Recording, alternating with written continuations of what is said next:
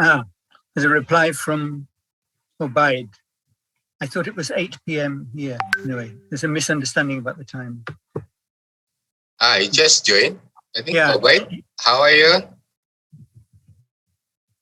Your mic is still mute. Sorry. Dr. Okay. Obaid. Assalamualaikum. I'm sorry. There was some confusion. Waalaikumsalam warahmatullahi wabarakatuh.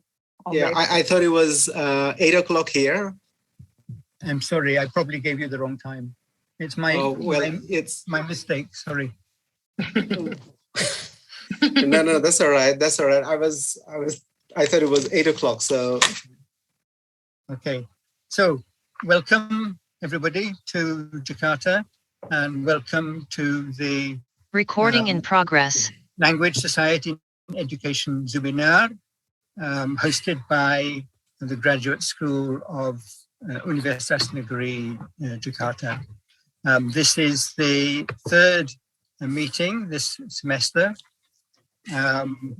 And before we go any further, each month I try to give you an interesting fact about Jakarta. So I'll give you some information. At the moment, we're in Ramadan, as everywhere in the world. At the end of Ramadan in Indonesia, at the Eid festival, the tradition is to go back to your home village or your hometown. For the last 2 years, because of COVID, this hasn't been possible, but this year it's possible. And the government has estimated that 80 million people will be traveling or mudik to their hometown and home village. And then after about a week or 10 days, 80 million people will return to their cities, especially to Jakarta. 80 million people is the same as the population of the United Kingdom, the Republic of Ireland, and Denmark, all moving at the same time. So you can imagine what the logistical challenges are. Anyway, that's enough from me. I'd like to invite Professor Dedi Purwana, Director of the Graduate School, to welcome us, and then Professor Suyono, Vice Rector of the University, will welcome us as well. Dedi? Okay, thank you, Hawel. Assalamualaikum warahmatullahi wabarakatuh. Waalaikumsalam. Good evening, everybody. Our Excellency Professor Suyono, as Vice Rector for Academic Affairs. Our keynote speaker, Professor Obaid Hamid from Queensland University. Thank you. Finally, you come. You show up on camera. Otherwise, I'm a bit worried, including our partner, Howell. Thank you for spare your time to share with our college here. And also, greeting to Professor Martin Lam from Leeds University, and also Mrs. Musna from Malaysia, who are now in vacation from Mauritius. Have a nice vacation, Musna. Thank you. Thank you very much. Thank you. As Sir Howell Coleman says, that this is our routine program, International Zoominar, which we are discussing about education, language, society in general. The aim of this international Zoominar, in line with our vision to be research center for innovation, based on research, being postgraduate, reputable postgraduate in Asia region. So we make up some international program, including this one. I hope this international Zoominar right now will be benefit for us. It's not only for our language program student, but also general for our student in Universitas Negeri Jakarta. Thank you for coming, and I hope you enjoy this Zoominar.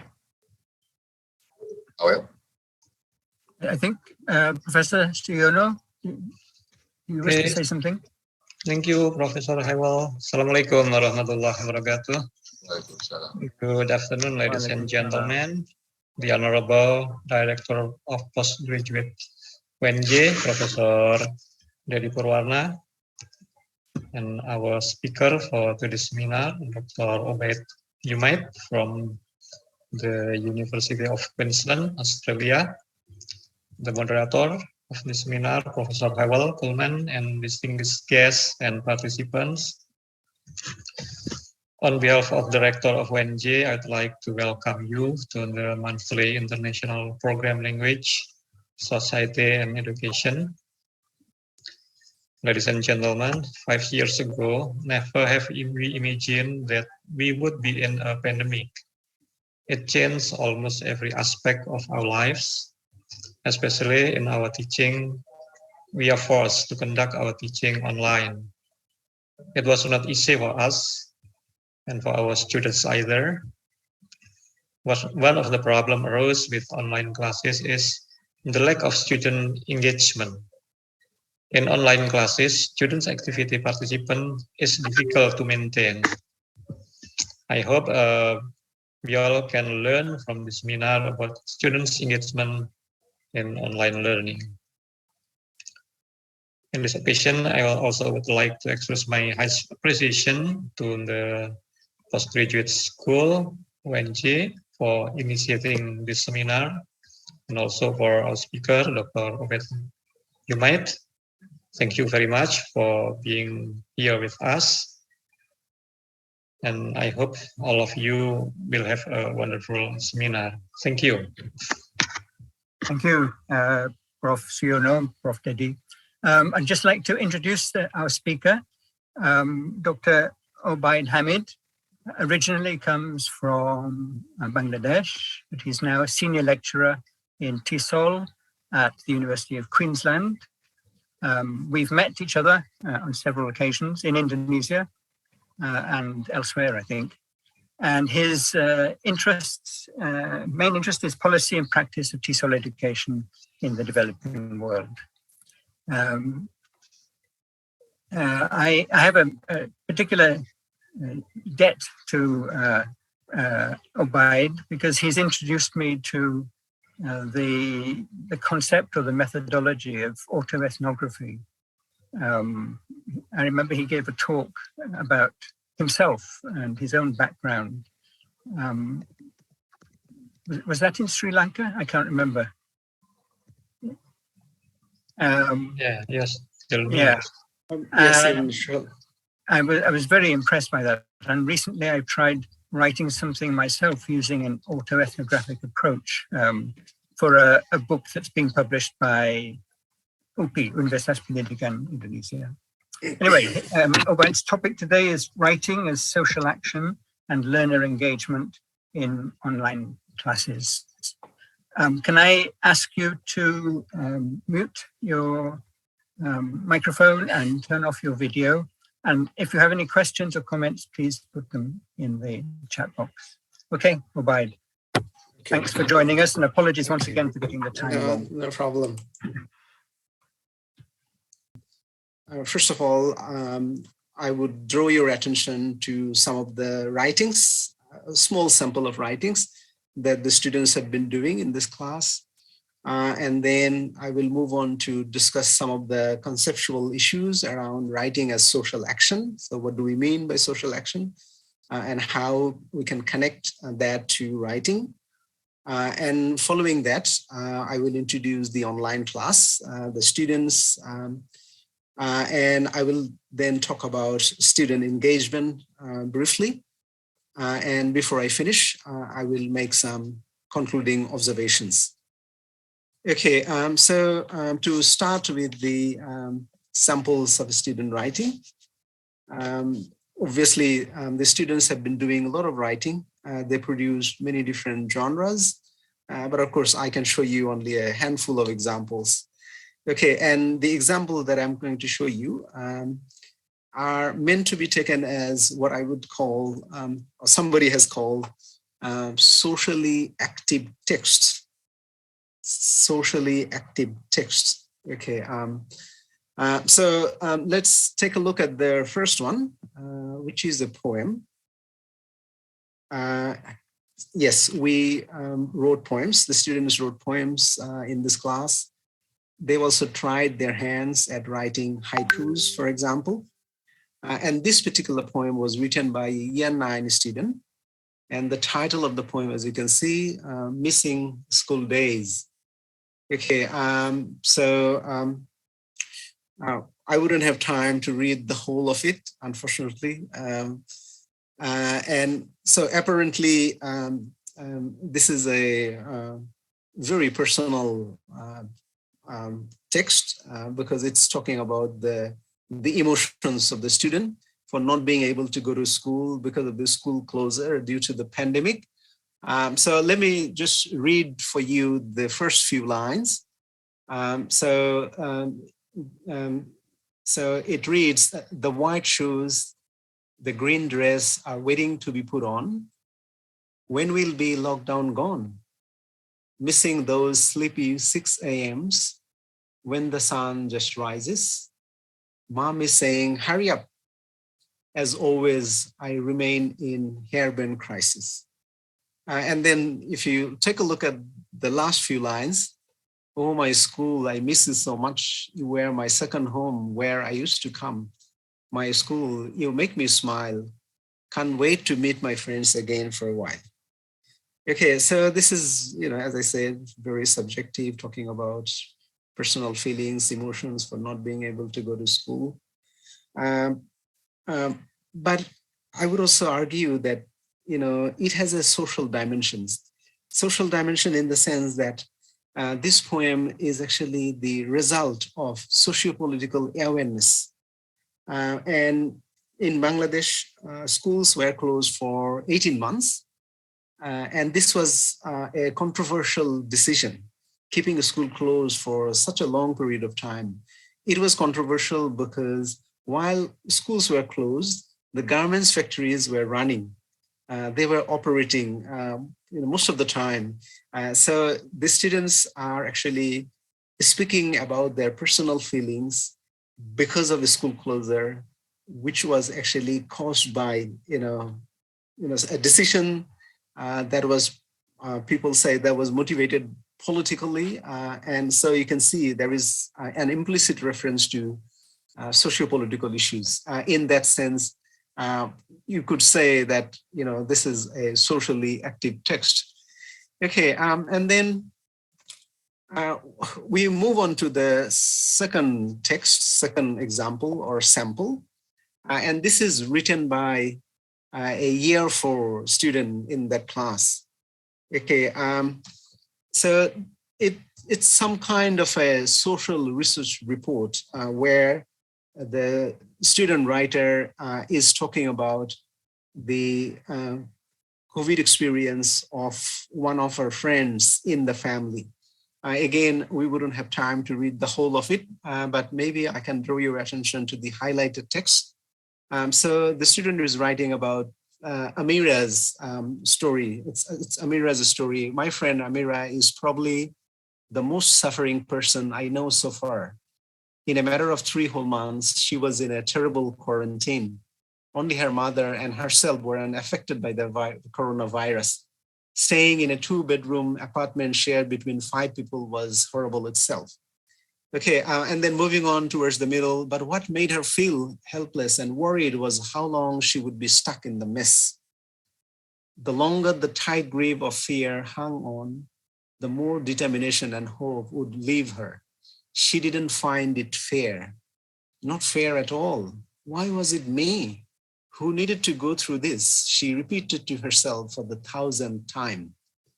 Okay, so again, apparently this is sort of personal, but as we understand here, the student writer is actually reflecting on the life of another student who is actually going through this terrible experience. So the idea is to give an opportunity to the student, to this class, to reflect on how life can be for some people in society. So in that sense, it is social. And so this text gives insights into life. It almost sounds like philosophical. So for a year 4 student to raise questions like, it's not fair. It's not fair. Why is it me? So these are actually serious questions that are raised by these children. So in that sense, you can see that it's not the typical kind of writing that we usually do in the classroom. Okay, so moving on to the third example, which is produced by a year 7 student. And this particular text is a response or reaction to a short film. And I will talk about the short films later on in my talk today. So they responded to a short film, and this is called Sorry. This is an Indian story. Okay, and this is really a very interesting story, and it has got very important social lessons for all of us. So the story is about a group of people who are having a ride in the lift in a building, and the lift was overloaded. There were too many people, and so the lift was not working. So at least one person has to come out. And no one was volunteering to come out of the lift. Everyone was looking down, but no one is willing to come out. Ultimately, one person came out. She's a girl, and interestingly, she is disabled. So disabled girl came out of the lift, and then it was able to travel. Okay, and so this is the student's reaction. This text is a reaction to that particular story in that film. So as you can see, the student is reflecting, sorry, which looks like a simple word, but has the deepest and toughest meaning. The short film, sorry, is the level of our insensitivity today. So it's a reflection of our life, our self-centeredness, our human condition in general. Okay, again, we wouldn't have time to read the whole of it. Maybe you can take a look at the highlighted text toward the end. The silent, penetrating, scornful eyes of the physically challenged girl looking back at the end of the film say, look, who is disabled? It is you and you. Yes, we are all disabled by the absence of empathy, rationality, responsibility, and human courage. So to me, this is a clear social message. It's not the typical kind of writing that we do in our writing classrooms at school. Okay, so the last example that I would like to share with you of the student text is what we call return to school advertisements. So the students were introduced to genres, the genre of advertisement, and they were encouraged to do one particular kind of ad. And that is because of the long period of school closure in Bangladesh, we understood that there will be dropouts. Some children will actually never return to school. They will be busy with other things for their social and economic survival. So they will probably never return to school. So I was encouraging the students to create an ad on behalf of the school, which can be shared with those potential dropouts so that they feel encouraged to return to school. So this is one ad, and you can see this is really creative. And it was produced by a year 8 student. And you can see some of the messages, come back to school, have some fun, learn more and be genius, enjoy life. Similarly, if you look at the bottom of the page, so come back to school, meet your friends and continue learning new things here. Okay, so these few examples to me are actually social actions, writing as social actions. The students in this text, it can be argued that the students are actually taking writing out of the class and they're actually connecting to the world. So in that sense, this can be considered writing as social actions. Okay, now we move on to the second part of my talk, which is the conceptual issues. We will discuss writing as social action and the conceptual issues surrounding that particular understanding. Okay, obviously, when we talk about social action, our starting point will be referring to Max Weber, the sociologist, German sociologist, who theorized social action, who developed theories of social action. So for him, social action refers to forms of thinking and acting that influences the behavior of others. So it's connecting to others. That's the kind of understanding. And he also theorized 4 kinds of social action. For example, traditional social action, affective action, value relational, value rational and instrumental rational, so on and so forth. And when we look at social action from the perspectives of social studies or social work or civic education, for example, often we refer to volunteering or community engagement and also civic participation. So these are some of the meanings of social action in these disciplines. So more specifically, we can say that by talking about social action, we are referring to voice and actions to make a difference, and also going beyond the self and serving and benefiting others. So these are some of the meanings that are associated with social action. Now, when we connect these meanings with writing, we can actually produce a set of specific meanings of writing a social action. So we can say by writing as social actions, we can say writing for public purposes, not personal purposes, it's public purposes and civic engagement. So it becomes sort of part of, civic responsibility, if you like. Okay, so writing is understood as, for acting in the world. So it's a kind of writing that will actually allow you or encourage you to act in the world. That means to do something. So we can also say writing for social activism and social justice. So another way of thinking about the meaning of writing a social action. Some scholars also refer to writing for a better world. That means creating change, making the world better, particularly for some groups of people. Okay, from a slightly different perspective, we can also say that writing as social action refers to the kind of writing that actually leaves the classroom. It doesn't stay in the classroom. The text doesn't stay in the classroom. It travels, it goes beyond the classroom. And drawing on the Freirean critical pedagogy, we can say that this kind of writing actually connects the written word to the world. So it's a way of connecting the word to the world. So in that sense, it is social, writing as social action. And in my view, I would say that when we talk about writing as social action, we're talking about writing for social as well as humanistic causes, social causes and humanistic causes, beyond typical linguistic and cognitive goals. So just going beyond writing, learning to write, for example, we are talking about purposeful writing here, and these purposes are actually related to the world outside the classroom, society, social justice, civic engagement. So we are talking about, this kind of writing that connects to the world, writing that goes beyond the classroom.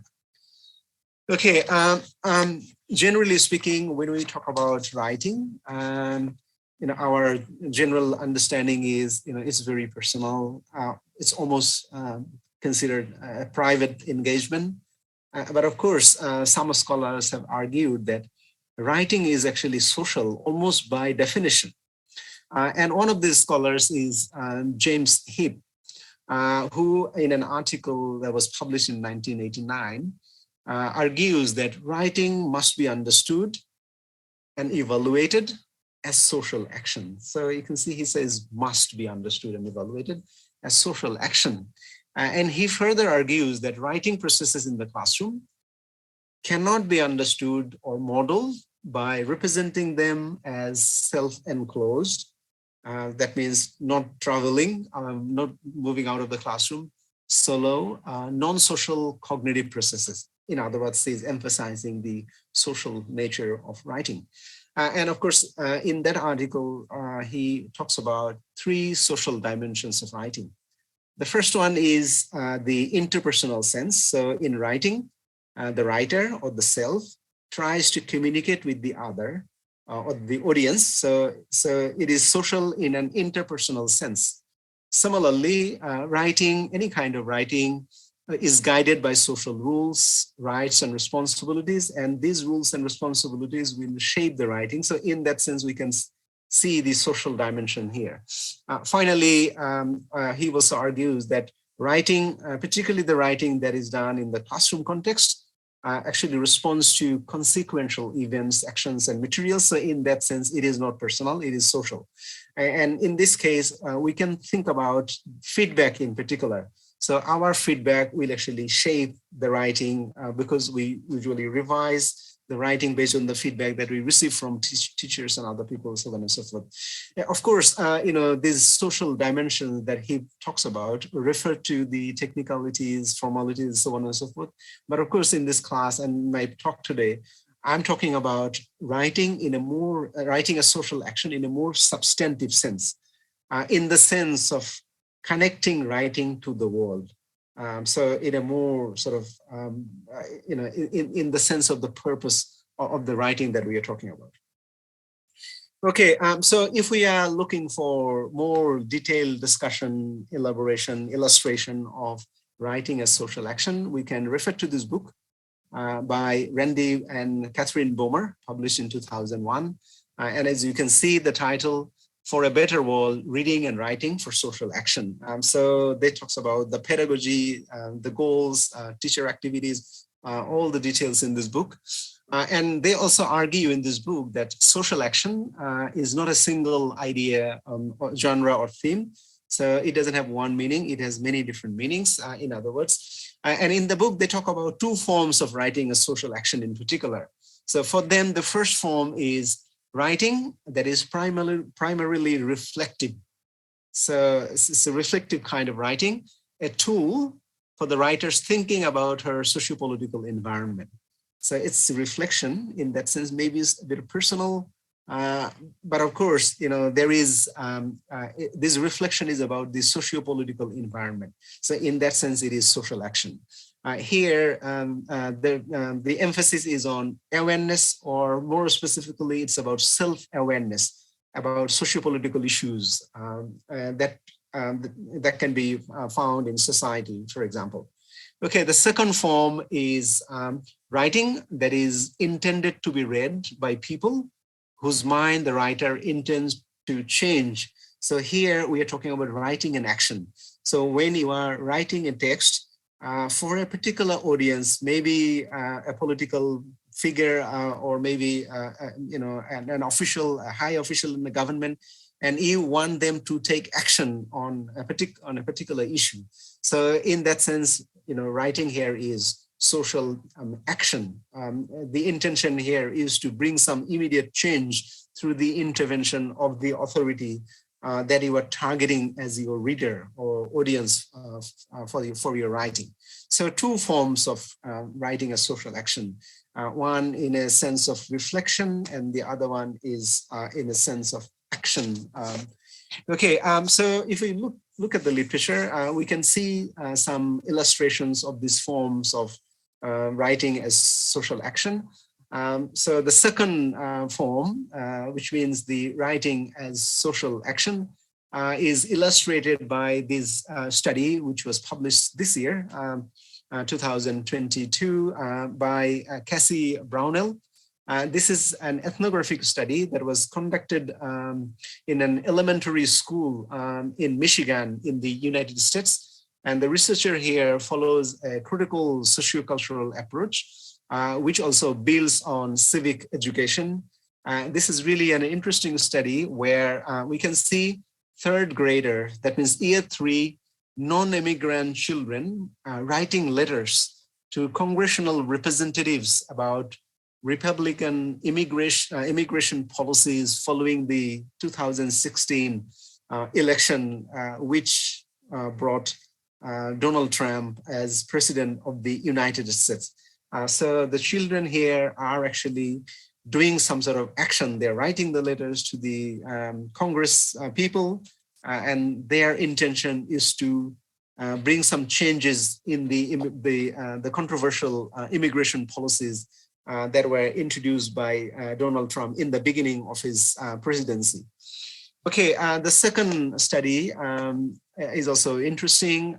This is a PhD study that was conducted at the University of Massachusetts Amherst. And this is a case study, and this study investigated activist students' writings and experiences. So students who were socially active, who were already doing, participating in different forms of social advocacy and social activism. So this study investigates their writing experiences. And this particular study, which is set in a higher education context, illustrates both forms of social action. That means writing a social action in the form of reflection and also in the form of social action that we discussed just a while ago. Okay, so from this discussion, let's move on to think about the motivation for introducing writing as social action for this group of students, my online class that I'm going to introduce very soon. Okay, so if you look at the literature, for example, particularly if you look at critical pedagogy or critical linguistics or any critical studies perspectives, then you would talk about, the aim here is to develop critical and sociopolitical and ethical awareness of our students about life and society. So that's the motivation behind introducing writing a social action. So this is a way of inviting children to engage in social change and social justice efforts. So these are some of the general reasons for introducing writing as social action. But for me, for this particular class, there were also some contextual factors, and these factors were related to the education system, how writing is taught in the system in Bangladesh, for example. So in Bangladeshi schools, writing is usually taught as a mere technical exercise. I was a student of the system and I have some experience, and I would say that things haven't changed much from our time, particularly in terms of writing. Well, they have introduced some new kinds of writing, but still writing means reproducing. Students often memorize text from guidebooks and notebooks, and many students will actually reproduce those texts in the exam or when they're taking the test. So there is limited opportunity for thinking or engaging with real life outside the classroom. So given this reality, when I was thinking about this particular group of students, and because we are not constrained by institutional requirements or syllabus or curriculum, I thought that maybe I could give them a different kind of experience. We don't have to be, we don't have to follow the kind of writing that is usually done in the mainstream education system in the country. So I wanted to give them a different kind of experience. So I wanted to help them to know about life, a social reality, particularly for the less fortunate students, less fortunate people in the country. Okay, and also there is some sort of a personal bias here. So as an educator, I'm guided by critical views, critical perspectives, and this understanding actually encourages me to think about education, teaching, learning, being associated with the opportunity for bringing whatever social changes it is possible for us to bring. So you can see some personal motivation is active here as well. Okay, now let's move on to the third part of the talk, which is the online class, the class itself. The name that we have given to this class is called Unliving English. That's an interesting name. So this is a 1 hour weekly class, and we do it online on Zoom. It happens every Thursday. Of course, we are not doing it because of the fasting month of Ramadan, so we will resume after the fasting month. Okay, and in this class, I have 20 students, and they are from grade 4 to grade 10. Of course, not everyone is present on in every class. They may have other,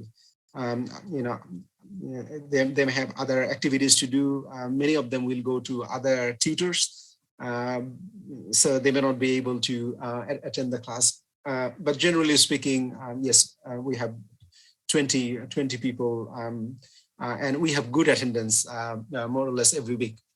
Okay, and I must also tell you that this is a socially privileged group. They come from well-off families, and these are educated, highly educated families. Their parents would be working in different sectors with good income, and they have access to lots of resources. They have access to devices, so they can connect and join the classes. So we are talking about a privileged group here. Okay, so when we started the class, the aim was to help them to develop their writing skills. Particularly, I was interested in giving them an opportunity to build what is called their writing life. Okay, and we were not guided by any fixed curriculum. We didn't have any particular assessment system to follow. So all these actually gave us an opportunity to introduce writing as social action. So doing writing that will actually address some of the issues that we see in society, particularly for less fortunate people in Bangladeshi society.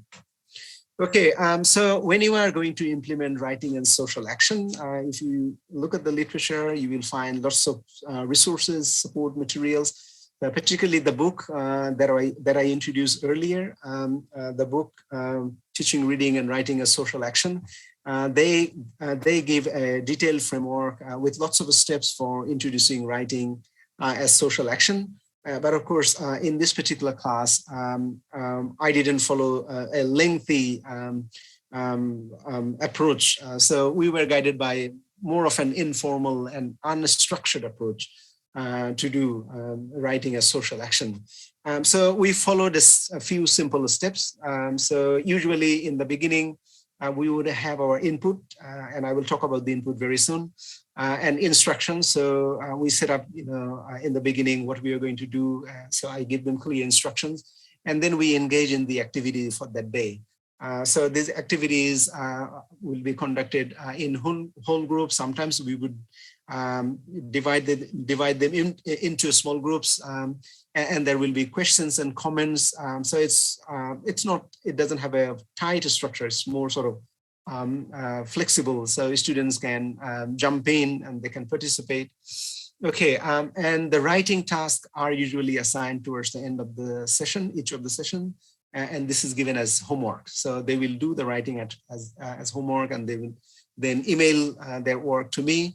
And when we meet in the next class, the students will read their writing, share their writings with others, and then we will give comments and feedback. And of course, our comments and feedback are never on the technicalities of the writings. We never find, we never look at the technicalities like, errors and then so on and so forth. We highlight the achievements, what are the, good things, what are the excellence, good points. So these are some of the things that we usually do. I didn't establish this. This is from my practice. So from the way I comment on a student's writing, the other students are actually following the same kind of, rules in commenting on other people's works. Okay, so the kind of input and writing prompts that we use in this writing class, these are of two kinds. So one is related to the students' lived experiences. So their experiences of COVID-19, school closure. As I said, schools were closed for a long 18 months. and the educational and social impact of school closure and COVID, so on and so forth.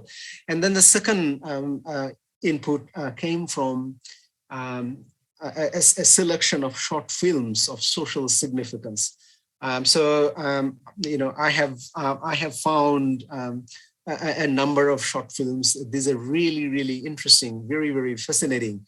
And I have listed them here, and the links are also available.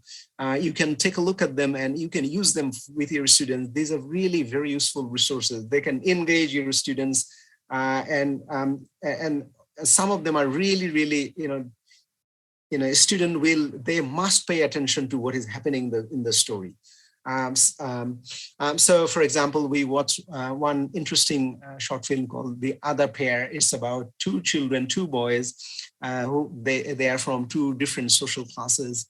This is really an interesting story. Another short film is called Sorry, which is set in an Albanian school context. It's about a teacher who punishes a student who comes to the classroom late every day, but on the fourth day, the teacher discovered that the student was late because he was actually helping somebody who was on the wheelchair. So on that day, the teacher didn't punish the student. He actually gave the ruler to the student to beat him instead. That was really fascinating. Another short film is Sorry, the Indian one that I already mentioned, described to you. Another one is The English Teacher. This is set in the UK context. It's about an English teacher, a British teacher, who teaches an Asian student privately at his home. And coincidentally, the student actually killed the tutor's wife. It's really an interesting story. And then we have another one, it's called The Kids, which is set in an African context. So we use all these resources as input. So they watch these films, we watch them together, and then we comment on them, and then we assign different kinds of writing. So for example, what they can learn from the story, what are the lessons, and all this will actually bring the kind of writing that will connect writing to society in different ways. Okay, so last year, for example, we initiated a social research project of some sort, and this was about COVID-19. Okay, so the students, as part of this project, they had to interview people, and we were talking about two kinds of people that they could interview. So the first one is they were supposed to find someone from their family or social network who tested positive of the virus, interview that person, and write how they experienced COVID-19. So it was an opportunity for them to understand how life is for people who go through this, virus. Okay, another variation of this task was finding a student who is likely to drop out when schools reopen, and interview one of those students. And this was also important because, as I said, because of the long school closure, many students are poor, and so they may not all of them would return to school. So again, this was also a way to encourage them to think about, how life is for other people compared to the social privilege that they have as belonging to particular social classes. So when we agreed on this social research project, we brainstormed questions, the kinds of questions that they will ask the interviewee.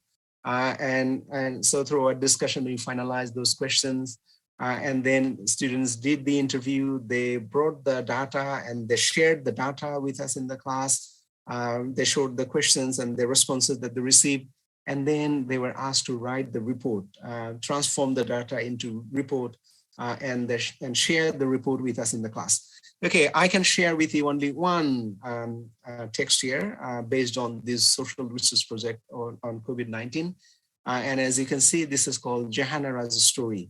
So this story is about a teenage girl who dropped out of school and who became a victim of child marriage because of COVID-19 and the school closure. So again, we won't have time to read the whole of it. You may like to pay attention to the highlighted text. A teenage girl named Jahanara Begum lives in a village situated in a particular part of the country. And she became a victim to child marriage, where the reason was poverty. Okay, so no other way was left to her except dropping out of school in the COVID-19 situations. Her father, the only earning member of the family, lacked of wages, and thus their life turned miserable. And she finished this report by writing, Jahanara eagerly wanted to be part of job and earn money to lead a comfortable life with her nearest and dearest one, but the situation of being a school dropout snatched her golden opportunities along with her golden dreams. So this is an opportunity for the students to understand how difficult life is for some of their friends, some of their classmates, compared to the privilege that they have in their life. Okay, so moving on, the fourth part, which is the student engagement. So we will talk about how engaging this class was for my group of students. So some scholars have argued that a dream classroom is one, which is an engaged classroom where students are fully engaged. I'm not sure if I'm going to call this class a dream classroom, but I would say that this was an engaging classroom. The students were really engaged. Okay, and there are many reasons for their full engagement in this class.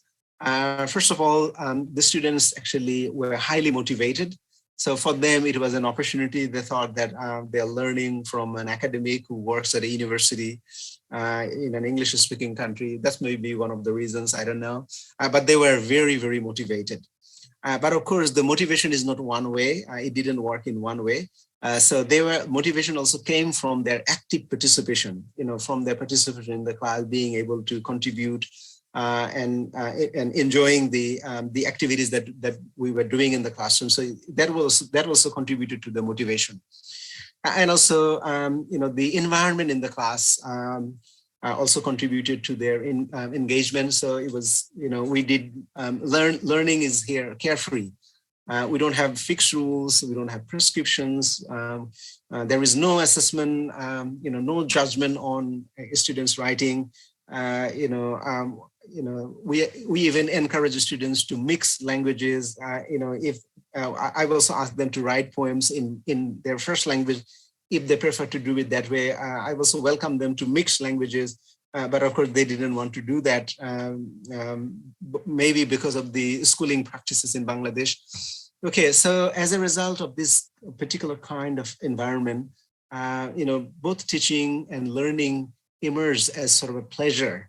So as a teacher, for me, it was a pleasant experience being with the students, interacting with them.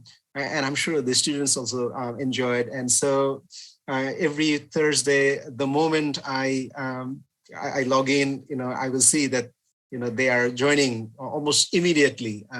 That shows that they were really engaged. Of course, the engagement came from or can be related to the content or the learning activities that we have been doing in this class. So particularly the nature of writing that we are doing. So for example, doing advertisement, doing social research, writing poems, and also the opportunity that they were given to connect the writing to the world, linking writing to some social causes, understanding other people's life and reality and suffering, so on and so forth. And also we use a couple of platforms, and I would say that these platforms, online platforms, also contributed to the writing. So we use Padlet, and more frequently we use actually Google Jamboard, which is free and easy to use, and it's really handy. You can do many interesting things using this kind of platforms. Okay, so this is one example of their engagement on the platform called Google Jamboard. So remember the story of the teenage girl who was a victim of child marriage because of the pandemic.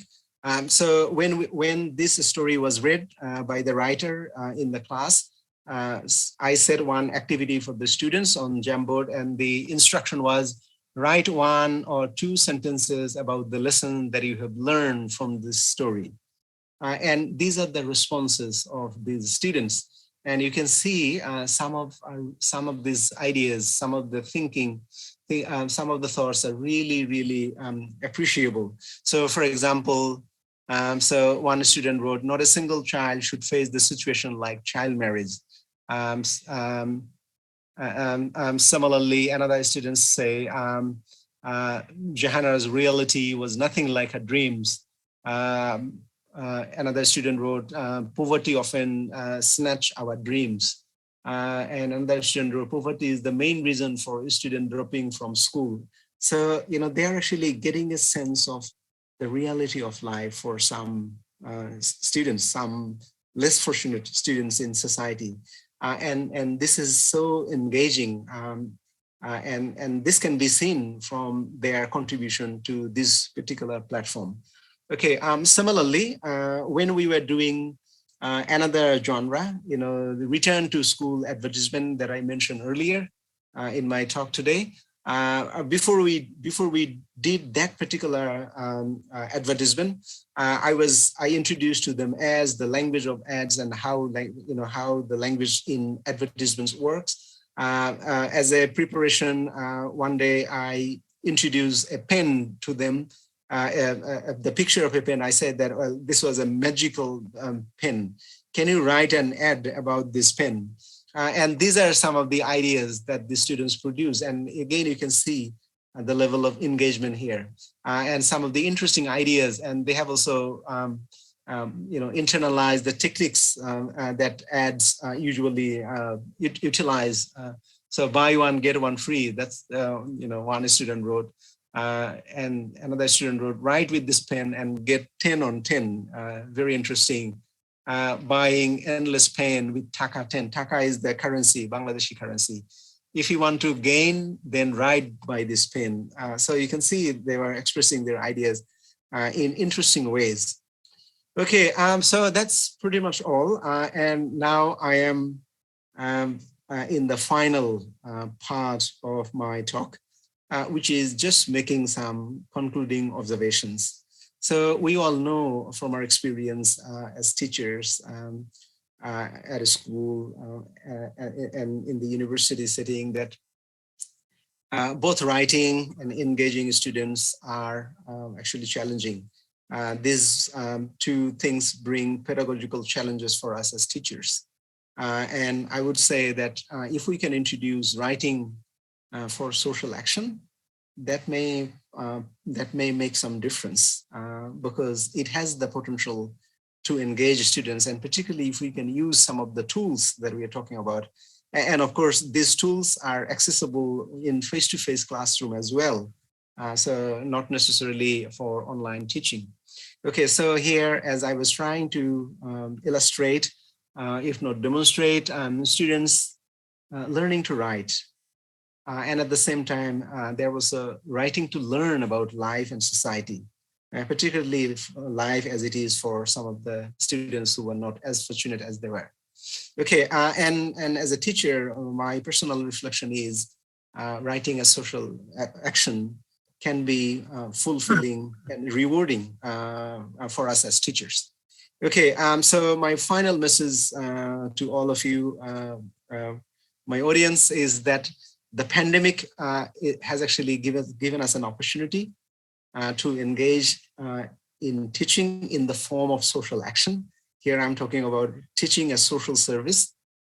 So why not utilize this service for teaching writing for social action and enjoy the fun and also the promise that I have been talking about.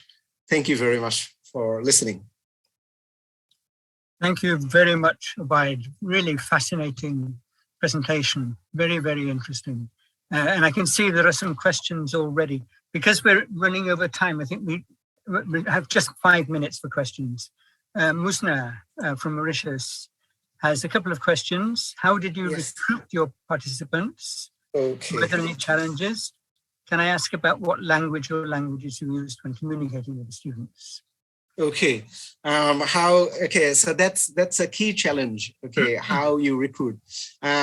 Fortunately for me, these students were already part of a English language club in the country. So one of my school teachers was running that club, and so before the pandemic, when I went to Bangladesh, I would actually go and meet the students, maybe at least once, and talk to them. And when we had this pandemic, this created an opportunity. So the class actually already existed, and we just relocated them to online. So they were learning with my teacher in Bangladesh in other modes, but it was just an extension. So but I understand, recruiting students can be a real challenge. And in fact, because this is a privileged group, I am now thinking about, doing a similar class with a less fortunate group of students in another part of the country. And I am actually, I'm in contact with a friend of mine, and he's actually recruiting the students for me. And hopefully I can start after the fasting month. Okay, Thank you. Question was what language you use? Okay, it's mostly English, and well, the interesting thing is,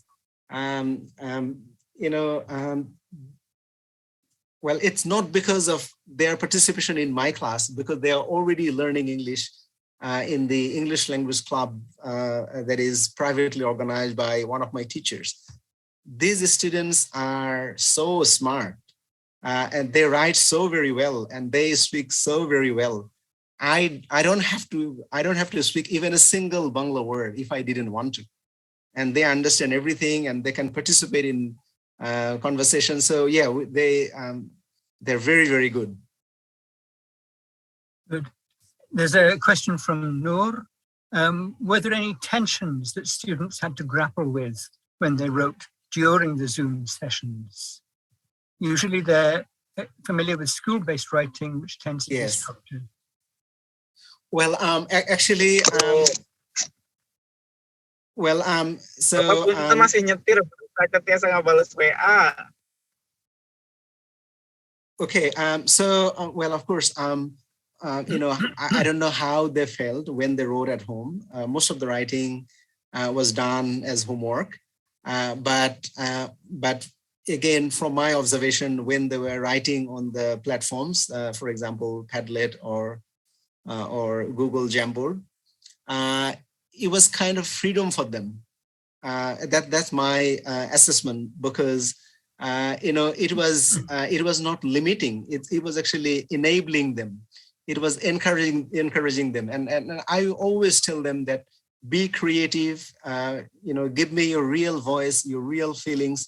We are not here. This is not test. No one is testing you. No one is judging you. We want to hear your real thoughts, your real feeling. Again, I can't read their minds, but from my experience, I would say that they really enjoyed. Probably they didn't have any inhibitions in sharing their thoughts when we were doing the activities, during the session. Okay, there's a question from Mohammed. Is writing for social action a form of ethnographic applied linguistics? Okay, well, it is writing a social action. It can be linked to a number of disciplinary perspectives. From, if you think about education, obviously we will have to connect it to critical pedagogy. The pedagogy that was pioneered by the South American scholar Paulo Freire, and also critical linguistics is another one. and you can also think of critical theory from social science perspective. It's not exactly, so we are talking about pedagogy here, but of course, yeah, you can use ethnography to investigate writing as social action. So for example, I was referring to one study by Cassie Brownell, and she was looking into students writing a social action, and she used ethnography. Okay, I have a question, another question from Martin Lamb. Sorry, I missed it, but what is the meaning of the course title? Okay, thanks, Martin. It doesn't have any meaning. You know, we just wanted to, we just wanted to sound a bit different. There's one before from Dennis. Can you talk a little bit? Oh, I missed it now. It's gone.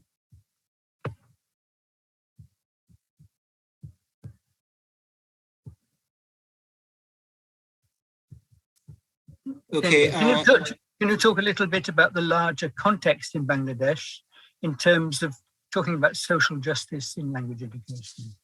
Okay. Well, that's a very, very big question. In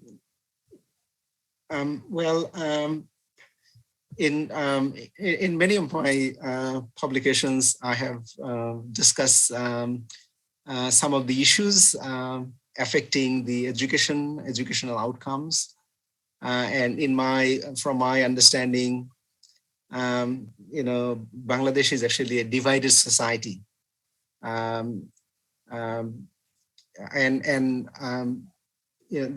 are divides between the rich and the poor, and people who live in the city and people who live in the countryside, and all these divides ultimately affect their access to education, the quality of education.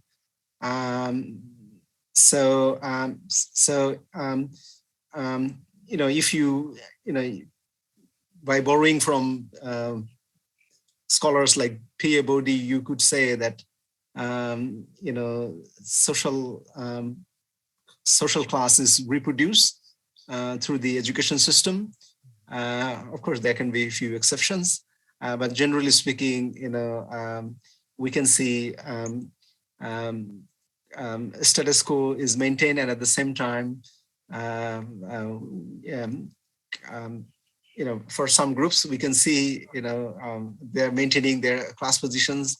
For many others, things are getting worse day by day. So yeah, it's and all this is happening through the mechanism of education, and English language teaching has a particular role to play. It's actually you can see English language learning or English language education as sort of a dividing line. So it can be seen as perpetuating the social divide. Yeah, and I have written on these issues quite extensively in a number of publications. I know that doesn't give a good answer, but that's probably what I could do. Yeah, that's really interesting. Good, very interesting question and very interesting answer. I think the last question that we have time for is from Ibu Arita, Professor Arita. Would you like to ask the question? Yeah, thank you. That's very interesting presentation, Obed. I would like to ask about what motivates students to both act for social action and to write for social action for academic and non-academic purposes. What do you think? Okay. Well, actually, well, I wouldn't say that the kind of world in which we are living now, the neoliberal environment where there is competition for going ahead and pursuing self-interest, and the Indian short film Sorry is actually a clear representation of that. Our selfishness, our self-centeredness, our carelessness about others, that's the situation. And I wouldn't say that these students are actually motivated to, write for social action or act for social action. That's not the case. And I'm not saying that, in their life, the kind of ideas that we are nurturing in this class, they will act on these ideas later on in this life. I can't guarantee that, but deliberately, by exposing them to particular kinds of inputs, the kinds of writing that we are doing, the kinds of prompts, and the kind of situation that I'm introducing for them, and also the short film that we are watching together. These are actually giving them an understanding of the necessity of thinking about others, not just focusing on the self. You can try some of the films with your students, and you will see that it really, it really makes some impact. But of course, I can't say how long that impact will be with them. I won't be with them for a long time. I'm not their regular teacher. I'm only it's a short-term arrangement. But hopefully, some students are getting the message that we actually need to be better human beings. Education should prepare us not just for ourselves, but also for others. This kind of message is actually missing from education when you think about the goals of education, which are colored and shaped by neoliberal ideals. You can see there is no place for caring for others. Unfortunately, education is not helping us in that respect. Again, I don't think this is a good answer, but thank you very much. Yeah, really, Martin, even though I said that was the last question, Martin is asking another one. This really is the last question. Okay. Okay. Can anything yes, have, Martin, I would agree. I would agree that, yeah, everything has a meaning. Yes. So in a way, it's kind of it's kind of a critical reaction to English. So we know. So you could say that it's kind of a post-colonial take on English. So English in Bangladesh, has taken up a particular position, a particular space. So by using the expression unliving English, I was thinking about sort of critique. It is, this probably refers to engaging with English, at the same time, perhaps not taking English for granted. So maybe I can refer to Hywell's famous description, taking English as a dangerous medicine. okay, thanks. And I think that's, we have to stop there, but really, really interesting presentation. And from the discussion, I think we could have carried on for another hour. However, here in Jakarta, we have about 30 minutes before we break the fast. So I think we'd better stop now. Just thank you once again, Obaid. Fascinating. No, thank you. Just a brief announcement. The next Zoominar will be on the 12th of May. And the speaker is Paulin Gite from Côte d'Ivoire, or Pantai Gading in Indonesian. And his topic is unplanned language policies in Côte d'Ivoire. Okay, thank you, everyone. I'll see you again next month. Okay. Yeah. Okay. Thank you. Thank you very much, Obaid. Okay. Thank you so much. Bye-bye. Thanks, Obaid. Bye.